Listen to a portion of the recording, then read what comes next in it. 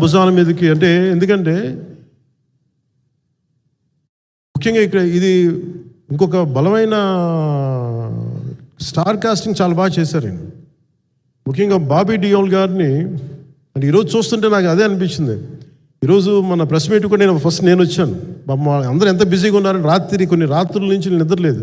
మన మనోజ్ పరమహంస గారికి కానీ, రత్నం గారికి కానీ, జ్యోతి గారికి కానీ పాపం ఈ సినిమా ప్రమోషన్ సింగిల్ హ్యాండెడ్గా పాపం నిధి అగర్వాల్ భుజాల మీద వేసుకొని నాకే బాధ అనిపించింది. పాపం ఒక అమ్మాయి తన కెరీర్ తను చూసుకోవాల్సిన అమ్మాయి కూర్చోబెట్టి నాకే సిగ్గు అనిపించింది. I have to truly appreciate you. అంటే చాలా పాపం అన్నీ వెళ్తా ఉంటే నాకు ఇదేంటి సినిమాని అనాథలా వదిలేశారంటే అనిపించింది. సో నాకేమనిపించింది, ఈ సినిమాకి ఎవరు అనాథలా వదలలేదు, నేను ఉన్నానని చెప్పడానికి వచ్చాను ఈ రోజున. ఎందుకంటే నేను కోట్లాది మంది ప్రజలకి అండగా ఉండేవాడిని, దేశంలో ఉండే సమస్యలకి స్పందించేవాడిని. అలాంటిది తెలుగు సినిమాకి, నా సినిమాలకి మీకు తెలుసు గతంలో ఎన్నిసార్లు ఇబ్బందులు పెట్టారు. అదే మన ప్రభుత్వం అక్కడికి రాగానే వెంటనే సాధారణంగా హృదయ కవాటాలు తెరిచి మరి ఆహ్వానించాం. ఏమి కృతజ్ఞత కూడా ఆశించలేదు. అంత చిత్ర పరిశ్రమను అంత గుండెల్లోకి తీసుకుంటాం. అలాగే దీనికి సంబంధించి అలాంటిది నా సినిమాని నేను ఎందుకు వదిలేస్తాను? ఎందుకంటే ఇది ఇంకో సినిమా కాదు. ఒక మేకప్ మ్యాన్గా ప్రారంభమయ్యి ఇంకో ప్రొడ్యూసరు, డబ్బులున్న ప్రొడ్యూసరు, పెద్ద జీవితాల నుంచి వచ్చిన ప్రొడ్యూసరే కాదు, చాలా చిన్న స్థాయి నుంచి, ఒక మేకప్ మ్యాన్ స్థాయి నుంచి బాయ్గా స్టార్ట్ అంటే చిన్నప్పటి అసిస్టెంట్గా స్టార్ట్ అయ్యి చాలామంది మన సీనియర్ దర్శకులందరి దగ్గర పనిచేసి అంచెలంచెలుగా ఎదిగి నిర్మాత అయ్యి, దర్శకుడయ్యి, స్క్రీన్ ప్లే రైటర్ అయ్యి, మీరు ఏమన్నానంటే ఆయన మౌనంగా ఉంటారు. ఎవరు ఎన్ని ఇబ్బందులు పెట్టినా మౌనంగా ఉంటారు. ఆయన మౌనం ఒకసారి నాకు విపరీత అసహనానికి గురి చేసేస్తుంది. మీరు ఏదైనా మాట్లాడాలంటే ఎవరు ఇబ్బందులు పెట్టి ఏం ఎదురు తిరగరు ఏంటంటే ఇలా అంటారు, ఏం చేయాలి. ఇంకా ఇలాంటి వ్యక్తికి ఆయన మౌనం నన్ను ఇలా రోడ్ల మీదకి వచ్చి మీ దగ్గరికి ముందు నుంచోబెట్టింది.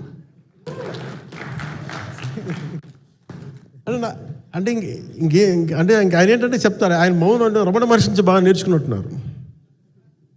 మౌనం అన్నిటికీ సమాధానం.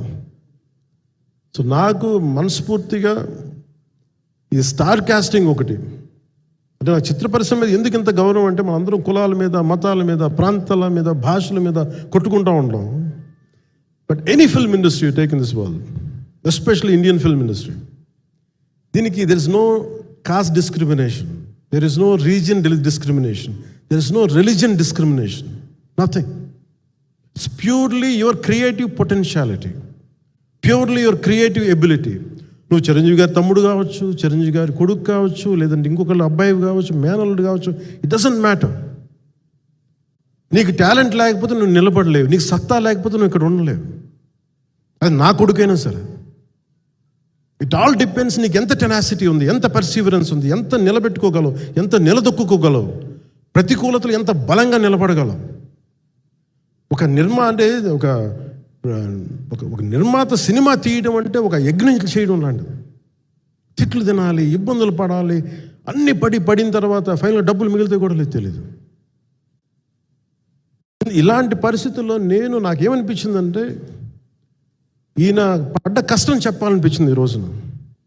ఈ ప్రెస్ మీట్ తాలూకు ముఖ్య అంశం ఒక చిన్న స్థాయి నుంచి వచ్చిన వ్యక్తి నిర్మాతగా ఎదిగి ఆయనకున్న పాపం ఆయన మంచితనం ఆయన్ని శాపంగా అవ్వకూడదని చెప్పి ఒక ఉద్దేశంతో ఆయన మంచితనం చెప్పాలి.